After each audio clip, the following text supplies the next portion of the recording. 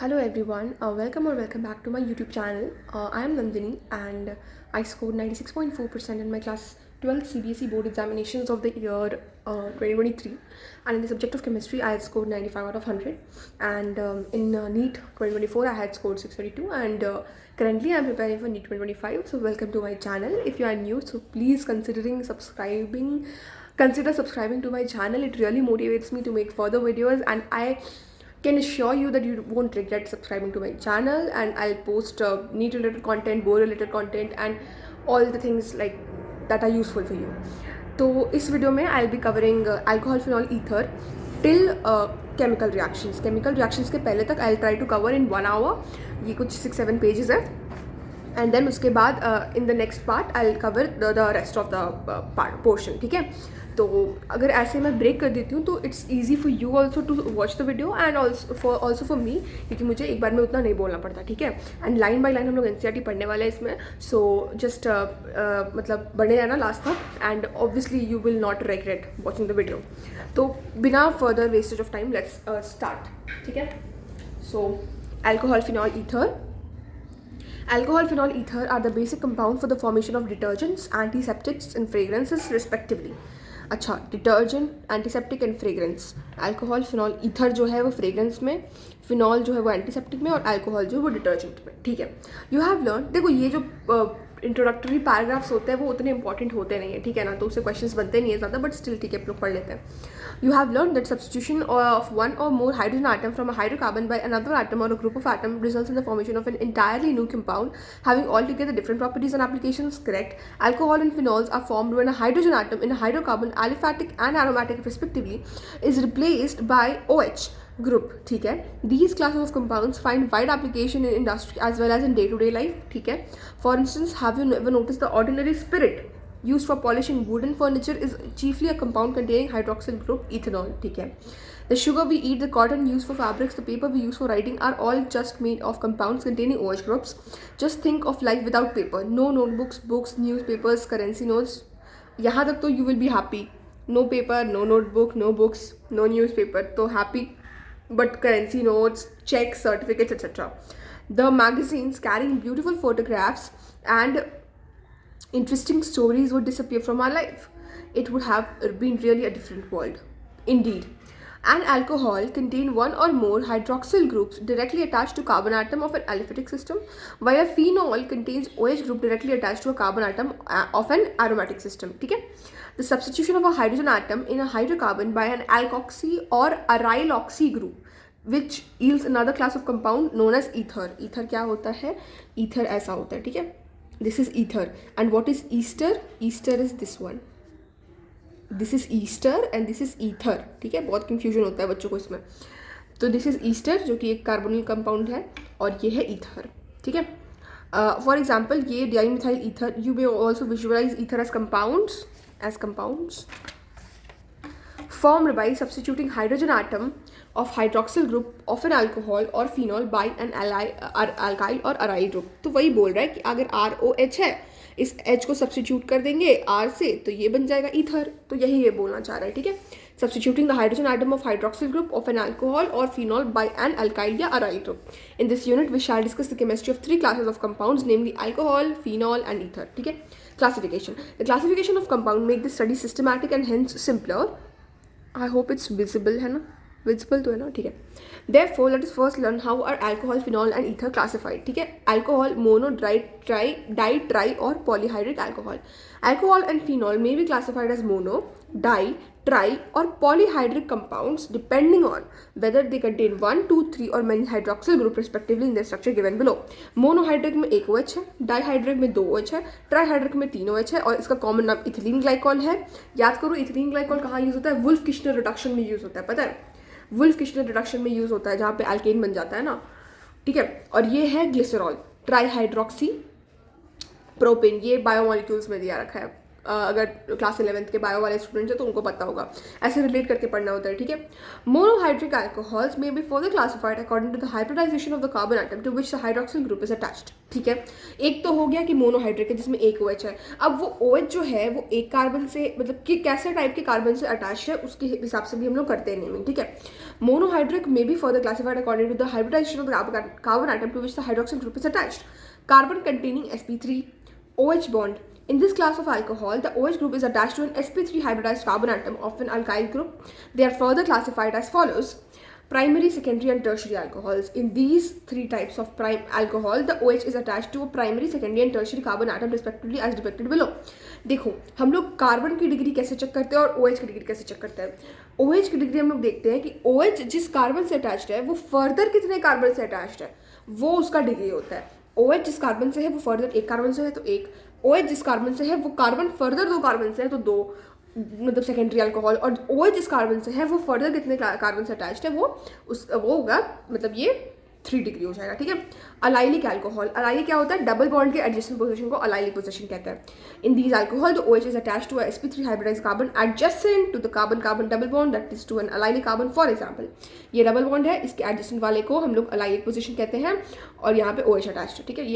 ये double bond है, इसके एडजेसेंट वाले को OH कहते हैं तो ये हो गया। और ये डबल बॉन्ड है, इसके एडजेसेंट वाले को ये अलाइलिक पोजीशन कहते हैं और उस पर OH है तो ये अलाइलिक तो है लेकिन ये 3 डिग्री अलाइलिक है, क्योंकि जिस कार्बन से OH जुड़ा है वो कार्बन फर्दर 3 कार्बन से जुड़ा है, तो वैसे होता है, ठीक है।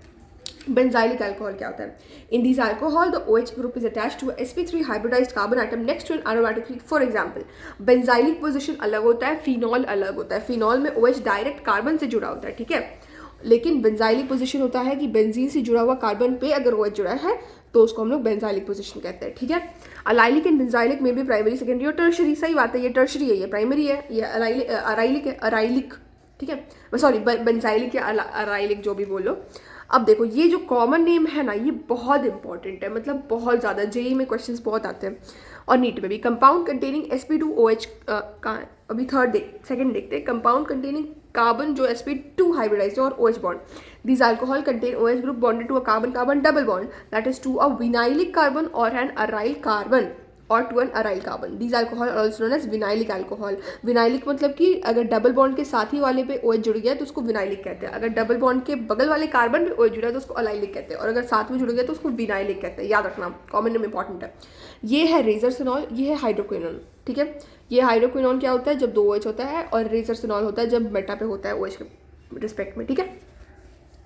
फिनॉल जो होता है वो mono di and tri hydric phenol हो सकता है, ये मोनो है, ये डाई है, ये ट्राई है, ठीक है। ये कैचिकॉल है, ये कैचिकॉल है, और ये ऑर्थोक्रिसॉल है, ठीक है। क्रिसॉल क्यों बोलते हैं हम लोग ऑर्थो पोजिशन पे, क्योंकि यहाँ पे एक CH3 ग्रुप है, तो तुम लोग सी से याद रखते हो तो CH3 और क्रिसॉल होता है, तो ये ऑर्थोक्रिसॉल है, ये कैचिकॉल है, एंड ये तुम्हारा फिनॉल हो गया मोनोहाइड्रिक, और ये ट्राईहाइड्रिक हो गया, ठीक है। अब ईथर देख लेते हैं। Ether are classified as simple और सिमेट्रिकल इफ द अल्काइल और aryl group attached to the oxygen atom are the same, and mixed और unsymmetrical if the 2 groups are different, ठीक है। डाई इथाइल ईथर मतलब कि दोनों तरफ C2H5 C2H5 है, ठीक है, तो ये हो गया तुम्हारा सिमेट्रिक या फिर सिंपल, ठीक है। ठीक है, diethyl ether is symmetrical ether, whereas this is ethyl methyl ether, या फिर इसको हम लोग बोलते हैं ethyl phenyl ether or unsymmetrical ether, क्योंकि ऑक्सीजन के जो डिफरेंट ग्रुप्स लगे हुए हैं, ठीक है। अब हम लोग नॉमेनक्लेचर पे चलते हैं। Alcohol, the common name of an alcohol is derived from the common name of the alkyl group and adding the word alcohol to it. For example CH3OH is methyl alcohol, क्योंकि एक है तो meth हो गया और alcohol है तो alcohol, ठीक है। According to the IUPAC system in class 12th, मतलब unit 12, the name of an alcohol is derived from the name of the alkane from which the alcohol is derived by substituting E of alkane with the suffix -o. IUPAC में हम लोग क्या करते हैं, all लगा देते हैं। The position of the substituent are indicated by the numericals. For this, the longest carbon parent chain is number starting from the nearest to the hydroxyl group. The position of the OH and other substituents are indicated by using the number of carbon atoms to which these are attached, and the ending "ol" is added. The number of OH groups is indicated by adding the multiplicative di, tri, etc. before all. The position of OH are indicated by appropriate locants, ठीक है। यहाँ पे देखो is named as ethane 1,2 diol, क्योंकि यहाँ पे क्या हो जाएगा ना कि OH है और OH है, अब 2 OH आ गए हैं, ठीक है, और हम लोगों को समझ नहीं आएगा कि किसको हम लोग प्रेफरेंस दें, ठीक है ना। तो हम लोग क्या करेंगे कि 1,2 लिख देंगे और इथेन 1,2 डायॉल बोल देंगे, ठीक है। Common name and IUPAC name of few alcohols are given. यहाँ पे देखते हैं glycerol, tri hydroxy propane, tri hydroxy propane is glycerol, ethylene glycol होता है 2H होता है CH2CH2, ठीक है, इथेन 1,2 डायोल, प्रोपेन 1,2,3 ट्राइयोल, ठीक है। और ये देखते हैं टर्शियरी ब्यूटाइल ग्रुप होता है ये, और इसको 2 मिथाइल प्रोपेन टोल भी कहते हैं। आइसोब्यूटाइल होता है क्योंकि ये ग्रुप आइसोब्यूटाइल मतलब ये आइसोप्रोपाइल होता है, ये आइसोब्यूटाइल हो जाएगा क्योंकि 4 कार्बन आ गया है, ठीक है। और ये है सेकेंडरी क्योंकि OH जिस कार्बन से है वो 2 कार्बन से अटैच है, तो ये सेकेंडरी ग्रुप है। ये N ब्यूटाइल है, ये आइसोप्रोपाइल, देखो ये आइसोप्रोपाइल है, ये आइसोब्यूटाइल है, ठीक है। तो आइसोप्रोपाइल आइसोब्यूटाइल समझ में आ गया होगा तुम लोग को। एंड ये N प्रोपाइल है और ये मिथाइल अल्कोहल है जिसको मेथनॉल भी कहते हैं। तो ये तो बहुत ईजी था, ठीक है। आगे बढ़ते हैं। Cyclic alcohols are named using the prefix cyclo and considering the OH group attach to C1 carbon. C1 carbon पे अटैच होता है, ठीक है। और हम लोग इसको क्या बोलते हैं, साइक्लो बोल देते हैं, ठीक है। 2 मिथाइल और साइक्लोपेंटेनॉल, ठीक है। हम लोग OH को तो पहले प्रायोरिटी देंगे ना, ये तो 1 पे आएगा तो फिर ये 2 पे आएगा, तो 2 पर मिथाइल आ जाएगा और साइक्लोपेंटेनॉल आ जाएगा और ये साइक्लोहेक्सेनॉल आ जाएगा। Phenol, the simplest hydroxy derivative of benzene is phenol, it is it's common name and also accepted IUPAC name. मतलब फिनॉल जो है वो कॉमन नेम तो है ही, लेकिन IUPAC भी उसको एक्सेप्ट करता है, ठीक है। आज structure of phenol involves a benzene ring in its substituted compounds, the term ortho which is 1,2 di substituted, meta which is 1,3 di substituted, और पैरा जो होता है वो 1,4 होता है, are often used in the common names, ठीक है। तो अगर जैसे कि ऑर्थो मेटा पैरा होता है तो ऑर्थो पोजिशन होता है 1,2, मेटा होता है 1,3 और पैरा होता है 1,4, ठीक है। यहाँ पे तुम लोग देख सकते हो, यहाँ पे कॉमन नेम्स भी गिवन है इनका, ठीक है। यहाँ पे देखो ये अगर CH3OH आ गया तो वो तो क्रिसॉल हो जाता है, ठीक है, लेकिन ये ऑर्थो क्रिसॉल होता है, ये मेटा होता है और ये पैरा होता है, क्योंकि यहाँ पे देखो OH के रिस्पेक्ट में CH3 पैरा पोजिशन पे है, OH के रिस्पेक्ट में CH3 मेटा पोजिशन पे है, OH के रिस्पेक्ट में CH3 ऑर्थो पोजिशन पे है। तो ये 2 पर मिथाइल फिनॉल, 3 पर मिथाइल फिनॉल और 4 पर मिथाइल फिनॉल, और ये तो कॉमन फिनॉल ही हो जाता है। Dihydroxy derivatives of benzene are known as 1,2, 1,3 and 1,4 benzene diol, ठीक है। अब देखो डाइहाइड्रोक्सी डेरिवेटिव, डाइहाइड्रोक्सी मतलब 2 OH लगा हुआ है, ठीक है, और किस रिस्पेक्ट में वो दोनों OH अलाइंड है उसके हिसाब से हम लोग उसका नेमिंग करते हैं। ये हो गया कैचिकॉल, मैंने पहले बताया था, ये है रेजोर्सिनॉल और ये है हाइड्रोक्विनॉल। ये बहुत इंपॉर्टेंट कॉमन नेम से एकदम डायरेक्ट आ जाता है क्वेश्चन, मतलब एग्जाम में, ठीक है। अगर 1,2 पे है तो उसको हम लोग कैचिकॉल कहते हैं, 1,3 पे है तो उसको हम लोग रेजोर्सिनॉल कहते हैं, 1,4 पे है तो उसको हम लोग बेंजोक्विनॉल कहते हैं। अब ईथर पे आते हैं। Common name of ether are derived from the name of the alkyl और aryl group written as separate words and in alphabetical order. In alphabetical order याद रखना, अल्फाबेटिकल ऑर्डर में हम लोग कहते हैं अगर मिथाइल इथाइल दोनों आ गया तो पहले ई आता है तो इथाइल लग जाएगा, adding the word ether at the end. For example this is, देखो ये इथाइल मिथाइल ईथर है, ई पहले आता है क्योंकि अल्फाबेट में, ठीक है। अब हम लोग देखते हैं कॉमन नेम और IUPAC नेम। कॉमन नेम भी बहुत इंपॉर्टेंट हो जाता है ईथर के केस में, तो हम लोग सारा देख लेते हैं एक बार। डाईमिथाइल ईथर तो समझिए क्या कि 2 बार मिथाइल लगा है, डाईथाइल ईथर भी, ठीक है, इथॉक्सी इथेन मिथॉक्सी मीथेन। उसके बाद ये देखो मिथाइल एन प्रोपाइल ईथर है, 1 मिथॉक्सी प्रोपेन, ठीक है। उसके बाद ये है मिथाइल फिनाइल ईथर जिसको एनिसोल कहते हैं, ठीक है। एनिसोल क्या होता है, एनिसोल होता है इसके ऊपर OCH3, दिस इज एनिसोल, ठीक है, ये इंपॉर्टेंट है, ठीक है। मिथॉक्सी बेंजीन कहते हैं एनिसोल को, ठीक है। और अगर सिर्फ CH3 जुड़ा होता है तो उसको टॉलुइन कहते हैं। इथाइल फिनाइल ईथर को फेनिटोल कहते हैं, मतलब कि ये फिनॉल है और इसके साथ एक इथाइल मतलब इथॉक्सी काइंड ऑफ ग्रुप लग गया, C2H5 होगा ना, C2H5, तो इसको हम लोग क्या कहते हैं, फेनिटोल। इसको हम लोग कहते हैं एनिसोल, इसको कहते हैं फेनिटोल, ये इंपॉर्टेंट है। Heptyl phenyl ether, methyl isopropyl ether, phenyl isopentyl ether, और इसका तो कॉमन नेम नहीं दे रखा है, लेकिन ये क्या है, 1 और 2 पे डाईमिथॉक्सी ईथेन है। मतलब इसका अगर हम लोग ओपन चेन को अगर करते हैं थोड़ा, O है, CH2 है, CH2 है, CH कहाँ गया, CH2 है, ओ सॉरी, अरे यार ये OCH3 है, ठीक है। ये वाला अगर ओपन करेंगे तो यहाँ पे भी है और यहाँ पे भी है, तो हम लोग इसको क्या बोलते हैं कि 1,2 पे डाईमिथॉक्सी, ये मिथॉक्सी ग्रुप होता है OCH3 पे, तो 1 और 2 पे डाईमिथॉक्सी है और इथेन है, ठीक है। वही होता है कि जब 2 फंक्शनल ग्रुप आ जाते हैं ना साथ में, जैसे CHO एक ही बार में है या फिर तीन OH एक ही बार में, तो हम लोग को नंबरिंग करने में नहीं पता चलता कि किसको प्रायोरिटी दे। तो उस हिसाब से हम लोग क्या करते हैं कि जो पेरेंट चेन होता है जिसको यहाँ पे 2 कार्बन है तो इथेन हो जाएगा, और 1,2 पे डाईमिथॉक्सी हो जाएगा और इथेन हो जाएगा, ठीक है। तो वैसे करके हम लोग उसको नेमिंग करते हैं, ठीक है। कॉमन नेम तो इसका है नहीं, लेकिन फेनिटोल और एनिसोल और फेनिटोल बहुत इंपॉर्टेंट है, ठीक है। आगे बढ़ते हैं। In both the alkyl groups are the same. The prefix di is added before the alkyl group. For example, this is known as di ethyl ether. Ethyl ether बोलने की जगह पे हम लोग उसको डाई इथाइल ईथर बोल देते हैं। According to the IUPAC system of nomenclature, ether are regarded as hydrocarbon derivative in which hydrogen atom is replaced by an OR or OAR group, where R and AR represent alkyl and aryl group respectively. The larger group is chosen as the parent hydrocarbon chain. The larger R group is chosen as the parent hydrocarbon. In the name of a few ether are given as example below. ठीक है, ये सारा तुम्हारा तो Intex question ही है। यहाँ पे देखो 1 पे इथॉक्सी, 2 पे नाइट्रो साइक्लोहेक्सेन है इसका नाम। ये साइक्लोहेक्सेन है, 2 पे नाइट्रो है और 1 पर इथॉक्सी है। तो यहाँ से हम लोग नंबरिंग शुरू करेंगे 1 और 2, ठीक है। और यहाँ पे वही बोल रहा है the larger R group is chosen as a parent hydrocarbon chain. यहाँ पे कोई C2H5 भी और एक ये भी है, तो इसमें 6 कार्बन है ना, तो इसको हम लोग ये देंगे, प्रायोरिटी देंगे, ठीक है। उसके बाद आगे चलते हैं स्ट्रक्चर ऑफ फंक्शनल ग्रुप्स, ठीक है। In alcohol the oxygen of the OH group is attached to a carbon by a sigma bond formed by the overlap of sp3 hybridised orbital of carbon with a sp3 hybridized orbital of oxygen, ठीक है। Depicts the structural aspect of methanol, phenol and methoxymethane, ठीक है। ये देखो methanol है, phenol है, मिथॉक्सीमीथेन है, ठीक है। ये sp3 हाइब्रिडाइज्ड है, तो यहाँ पे इसका जो बॉन्ड एंगल है वो 108 और 0.9 है। यहाँ पे इसका बॉन्ड एंगल 109 डिग्री है और यहाँ पे 11 मतलब 111.7 डिग्री है, ठीक है। sp3 हाइब्रिडाइज्ड कार्बन एटम में 109 डिग्री 28 मिनट होता है ना, लेकिन यहाँ पे देखो ये फिर भी ठीक है, यहाँ पे ये कम है और यहाँ पे ये ज़्यादा है, ठीक है। अब इसका रीजन देखते हैं। The bond angle in alcohol is slightly less than the tetrahedral angle 109 degree 28 minute. It is due to the repulsion between the unshared electron pair. देखो यहाँ से बनता है असर्शन रीजन का क्वेश्चन, ठीक है, बहुत इंपॉर्टेंट है। तो यहाँ पे देखो the bond angle in alcohol is slightly less than the tetrahedral angle. क्यों? क्योंकि रिपल्शन होता है अनशेयर्ड इलेक्ट्रॉन पेयर्स। यहाँ पे अनशेयर्ड इलेक्ट्रॉन पेयर्स है ना, इनके बीच में रिपल्शन होता है of oxygen. In phenol the OH is attached to sp2 hybridised carbon of an aromatic ring. The carbon oxygen bond length in phenol is slightly less than that in methanol. क्यों ऐसा है? देखो bond length है ना, यहाँ पे 136 है और यहाँ पे 142 है। ऐसा क्यों? क्योंकि ऑब्वियसली यहाँ पे रेजोनेंस चलता है, तो डबल बॉन्ड कैरेक्टर आ जाता है। This is due to the partial double bond character on account of the conjugation of unshared electron pair of oxygen with the aromatic ring. sp2 hybridised state of carbon atom to which oxygen is attached. क्योंकि sp2 hybridised carbon atom जो होता है वो ज़्यादा electronegative होता है, तो वो खींच के रखता है ऑक्सीजन को अपनी तरफ।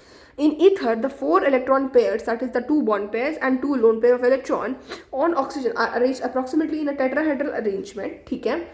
The bond angle is slightly greater than the tetrahedral angle due to the repulsive interaction between the two bulky groups. The CO bond length is almost the same as in alcohol. Alcohol में 142 होता है, यहाँ पे 141 होता है, वो ठीक है। लेकिन जो एंगल है वो 109 डिग्री 28 मिनट से ज़्यादा का है, क्योंकि यहाँ पे जो ये CH3 दोनों बल्कि ग्रुप्स है उनके बीच में रिपल्शन होता है, क्योंकि ये असर्शन रीजन में आ सकता है। अब हम लोग देखते हैं preparation of alcohol. Alcohol are prepared by the following method from alkene. Alkene के साथ कैसे? By acid catalysed hydration. Alkene react with water in the presence of an acid as catalyst to form alcohol. In case of unsymmetrical, the addition reaction takes place according with the Markovnikov rule, ठीक है। लेकिन Markovnikov rule लगाना नहीं है, हम लोग को rearrangement करना पड़ता है, ठीक है ना, तो वो गलत आ जाता है आंसर। तो याद रखना कि Markovnikov बस बोलने के लिए होता है, बाकी हम लोग को रीअरेंजमेंट से चलना होता है, ठीक है। अब जैसे यहाँ पे, तो यहाँ पे कार्बोकैटायन बनेगा क्योंकि ये ज़्यादा मतलब ये है, मतलब ज़्यादा अल्फा H है इसके पास, ठीक है। लेकिन अगर कहीं वहाँ पे पॉसिबल होता है रीअरेंजमेंट का, तो वो भी करवा करके फिर हम लोग OH जोड़ देते हैं, ठीक है। और फिर अल्कोहल जाता। यहाँ पे मैकेनिज्म दे रखा है, जरा देख लेते हैं। The mechanism of the reaction involves the following 3 step. Protonation of the alkene to form carbocation by electrophilic attack of H3O+। H2O है, एसिड से H+ लेके H3O+ बनता है और प्रोटोनेशन हो जाता है एल्कीन का टू फॉर्म कार्बोकैटायन। यहाँ पे देखो C+ बन गया और यहाँ पे तो कहीं भी बनाओगे तो वो सिमेट्रिकल ही है और H2O बना हुआ है, ठीक है। इलेक्ट्रोफिलिक अटैक कौन करता है? H3O+ करता है। न्यूक्लियोफिलिक अटैक ऑफ वाटर और कार्बोकैटायन। अब ये देखो ये वाटर है, अब ये जाकर के ये न्यूक्लियोफाइल की तरह एक्ट करके यहाँ पे अटैक कर देगा और ये जुड़ जाएगा और फिर यहाँ पे ये OH2+ का कुछ बनेगा और फिर यहाँ पे वाटर एलिमिनेट होकर यहाँ पे ये देखो deprotonation to form an alcohol. अच्छा, प्रोटोनेशन मतलब डी प्रोटोनेशन होगा, वाटर फिर से अटैक करेगा, H+ को निकाल देगा और यहाँ पे OH रह जाएगा, ठीक है। H+ निकल जाएगा तो अपना ये प्लस साइन हटा देगा O का, तो यहाँ पे OH बन जाएगा और फिर ये H3O+ निकल जाएगा, ठीक है। तो ये रिएक्शन उतना मैकेनिज्म उतना इंपॉर्टेंट है नहीं, बट ठीक है, फिर लोगों ने देख लिया, बोर्ड्स के लिए इंपॉर्टेंट होते हैं थोड़े।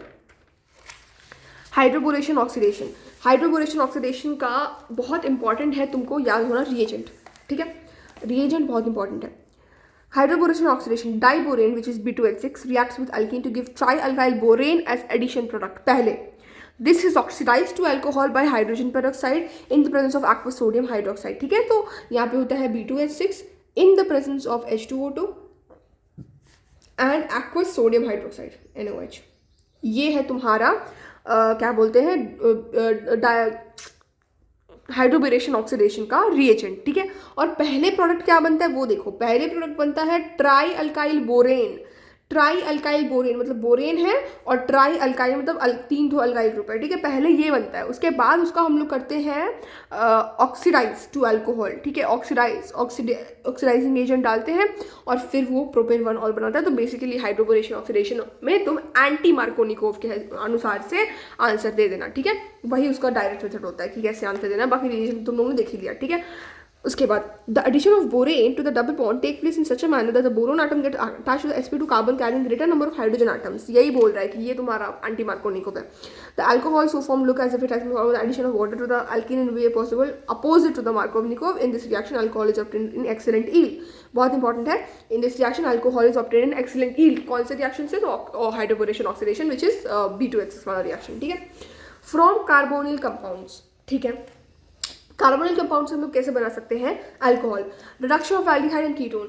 एल्डिहाइड और कीटोन को रिड्यूस करके, aldehyde and ketone are reduced by the corresponding alcohol by the addition of hydrogen in the presence of catalyst which is catalytic hydrogenation. The usual catalyst is finally divided metals such as platinum, palladium और nickel. It is also prepared by treating aldehyde and ketone with sodium borohydride NaBH4 और lithium aluminate. सब सारे reducing agent हैं। Aldehyde yield primary alcohol whereas ketone give secondary alcohol, ठीक है। RCHO है, H2BD के साथ रिएक्ट करेंगे तो CH2OH बन जाएगा। RCOR- इसको भी CHOH बना देंगे, ठीक है।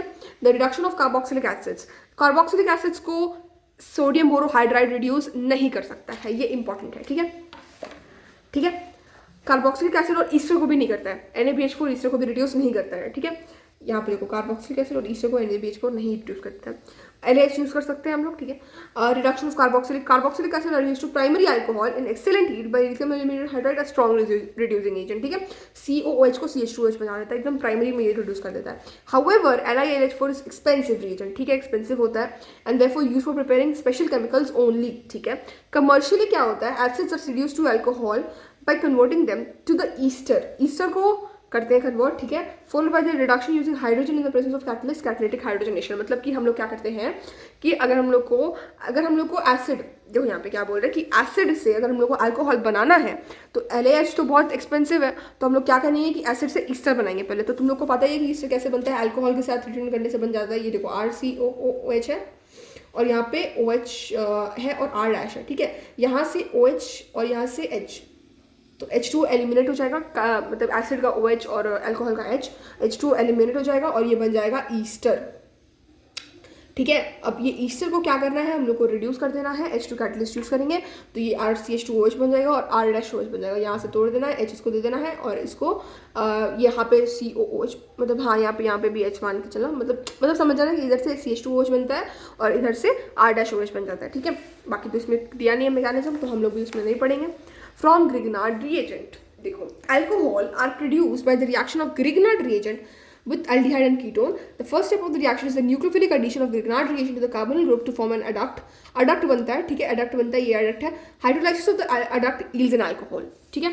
तो ये देखो ये CO है, ये RMGX है, ये इस पर टक कर देगा, O- टूट के बन जाएगा, MGX यहाँ पे जुड़ जाएगा, R यहाँ पे जुड़ गया, न्यूक्लियोफिलिक एडिशन हो गया और H2O में इसको डाल देंगे तो हमारे पास एक MgOH बन जाएगा और ये बन जाएगा हमारे पास अल्कोहल, ठीक है। Overall reaction using different aldehyde and ketone are as follows। ये HCHO है, एक बार मैं तुमको दिखा देती हूँ यहाँ पे कैसे हो रहा है। ये HCHO है, RMGX है, यहाँ से अटैक करेगा R- और यहाँ पे ये बन जाएगा HCOHHR, तो ये RCH2OH बन जाएगा, RCH2OH बन गया, ठीक है।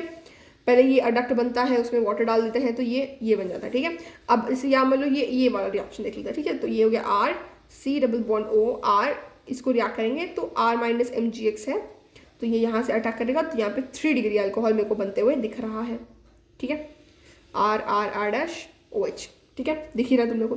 You will notice the reaction produces a primary with methanol, secondary with other aldehyde and tertiary with a ketone. तो दिख ही रहा है कि कीटोन के साथ टर्शियरी बनता है जब ग्रिग्नार्ड का रिएजेंट कराएंगे। एल्डिहाइड के साथ जो कि ये नहीं होना चाहिए, फॉर्मल्डिहाइड नहीं होना चाहिए, उसको छोड़ के सब में हमारे को सेकेंडरी अल्कोहल मिलता है। और अगर फॉर्मल्डिहाइड है विच इज़ मीथेनल एक कार्बन वाला, तो उसमें हम लोगों को क्या मिलता है, प्राइमरी अल्कोहल मिलता है, ठीक है, खत्म। अब प्रिपरेशन ऑफ फिनॉल देख लेते हैं। Phenol also known as carbolic acid, very important, maths के कॉलम में ये आ जाता है। कार्बोलिक एसिड पता ही नहीं फिनॉल को कहते हैं, तो ये याद रखना, ठीक है। was first isolated in the early 19th century from coal tar. Nowadays, phenol is commercially produced synthetically. It is in the laboratory, phenol are prepared from the benzene derivative of any of the following methods. ठीक है, from हैलोअरीन्स. ठीक है, ये बहुत important है. Chlorine का यहाँ पे लोन पे रेजोनेंस में होता है, स्टिल ये दे देता है, OH यहाँ पे रिप्लेस कर लेता है. क्यों? क्योंकि इसका हम लोग इसका जो ये होता है ना रिएक्शन कंडीशन, वो बहुत विगरस होता है. और याद रखना, इस पर क्वेश्चन आ जाता है, ये लोग इसका पूछते हैं. ठीक है, तो 623 केल्विन और 300 ATM पे याद रखना, 623 केल्विन और 300 ATM. ठीक है, chlorobenzene is fused with NaOH, जिसको डाउस प्रोसेस कहते हैं, at 623 kelvin and 320 ATM. Phenol is obtained by acidification of sodium phenoxide produce. Sodium phenoxide ion बनता है पहले, उसके बाद HCl उसमें डाल दोगे तो NaOH और HCl, तो वो OH दे देगा. ठीक है, तो दिस इज डाउस प्रोसेस और इसका बहुत इंपॉर्टेंट है, 623 केल्विन और 300 ATM. ठीक है, from benzene sulphonic acid. Benzene is sulphonated with oleum. Oleum क्या होता है? H2S2O7. H2S2O7 होता है.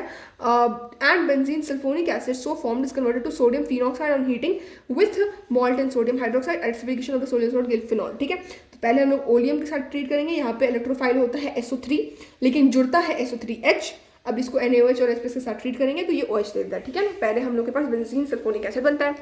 अब डाइजोनियम सॉल्ट देखते हैं. A diazonium salt is form by reading an aromatic primary amine with nitrous acid NaNO2 plus HCl 0 से 5 degree Celsius. Diazonium salts are hydrolysed to phenol by warming with water और by treating with dilute acids. तो NH2 है, ये तुम्हारा एनलीन है, इसको NaNO2 plus HCl के साथ N2 plus Cl minus benzene diazonium chloride बनता है. वार्म वाटर के साथ ये फिनॉल दे देता है, N2 देता है और HCl देता है. ठीक है, वार्म वाटर के साथ, याद रखना. ठीक है, अब क्यूमीन क्या होता है? आइसोप्रोपाइल बेंजीन होता है. आइसोप्रोपाइल बेंजीन कैसे बनाएंगे? बेंजीन को एनहाइड्रस AlCl3 और इसके साथ हम लोग कर देंगे तो रीअरेंजमेंट हो जाएगा, प्लस यहाँ पे आके जुड़ जाएगा, तो ये आइसोप्रोपाइल बेंजीन बन जाएगा, which is known as cumene. Most of the world wide production of phenol is from cumene only. ठीक है, अब देखते हैं, क्योंकि फिनॉल का यूजेस भी तो है. ऊपर हम लोगों ने देखा था एंटीसेप्टिक में यूज होता है, ईथर को फ्रेग्रेंस में यूज करते हैं, और अल्कोहल को यूज करते हैं हम लोग वो डिटर्जेंट में. ठीक है, ऊपर हम लोग वहाँ पे देखा हम लोगों ने इंट्रोडक्शन में. अब देखते हैं, phenol is manufacture from the hydrocarbon cumene. ठीक है, cumene is isopropyl benzene is oxidised in the presence of air to cumene hydroperoxide. Very important intermediate, एकदम पूछ लेता है. ठीक है, एग्जाम में हो, बोर्ड्स में, MCQ सब में ये बहुत है. ठीक है, इंपॉर्टेंट COOH जुड़ता है. ठीक है, ऐसा यहाँ पे क्यूमीन हाइड्रोपेरोक्साइड बनता है, बहुत इंपॉर्टेंट इंटरमीडिएट है. It is converted to phenol. ठीक है, H+ के साथ रिएक्ट कर देंगे, फिनॉल बन जाएगा, एंड एसीटोन बन जाएगा. ठीक है, by treating it with dilute acid acetone of by product is also obtained in large quantity by this method. ठीक है, इंपॉर्टेंट है ये बहुत ज़्यादा. अब हम लोग आते हैं फिजिकल प्रॉपर्टीज पे. Alcohol and phenol consist of 2 parts, an alkyl या aryl group and a hydroxyl group. ठीक है, property of the alcohol phenol are chiefly due to the hydroxyl group. ठीक है, nature of alkyl and aryl group simply modify these properties. ठीक है, boiling point.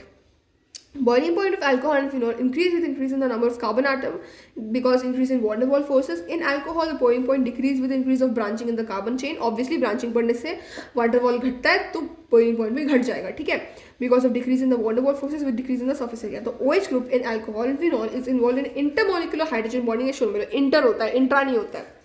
Intermolecular hydrogen bonding water के साथ हो जाता है, तो तुम लोग को दिख ही रहा है यहाँ पे, और खुद में भी होता है इनका. ठीक है, ठीक है, खुद में तो होता ही है, ऑब्वियसली खुद में भी होगा. It is interesting to know that the boiling point of alcohol and phenol are higher comparison to other classes of compound. ठीक है, namely hydrocarbon, ether, haloalkene and haloarene of comparable molecular masses. Obviously क्योंकि इसका boiling point क्यों ज़्यादा होगा?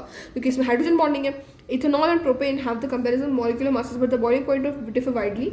Boiling point of methoxy methane which is ether is intermediate of the 2 boiling point. तो क्या यहाँ पे ऑर्डर बनना कि अल्कोहल का सबसे ज़्यादा हो गया, फिर ईथर का हो गया, और फिर हमारा हाइड्रोकार्बन का हो गया. ठीक है, तो ये ऑर्डर बन गया यहाँ पे. ठीक है, ये देखते हैं यहाँ पे, ये है इथेनॉल, ये है मीथॉक्सीमीथेन विच इज़ ईथर, और ये है हमारा हाइड्रोकार्बन प्रोपेन. ठीक है, मॉलिक्यूलर मास 44, 46 सेम ही है, लेकिन बॉइलिंग पॉइंट देखो 351, 248 और 231, तो बहुत ज़्यादा डिफरेंस हो जाता है क्योंकि इसमें इंटरमोलिकुलर हाइड्रोजन बॉन्डिंग होता है. The high boiling point of alcohol are mainly due to the presence of intermolecular hydrogen bonding in them which is lacking in ether और हाइड्रोकार्बन. ठीक है, तो ये असर्शन रीजन में आ सकता है क्वेश्चन. ठीक है, solubility of alcohol and phenol in water is due to the ability to form hydrogen bond with water molecule as shown.